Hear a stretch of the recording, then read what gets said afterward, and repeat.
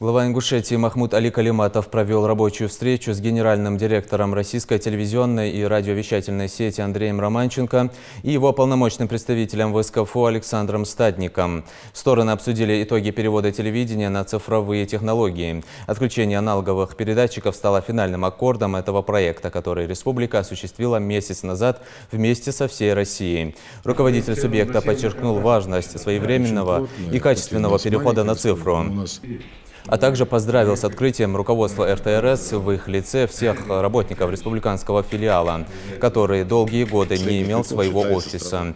Андрей Романченко, в свою очередь, поблагодарил руководство Ингушетии за содействие и отметил, что на протяжении 8 лет в регионе проделана большая работа, возведены 15 телевизионных вышек, что помогло осуществить план цифровизации и наладить систему телерадиовещания.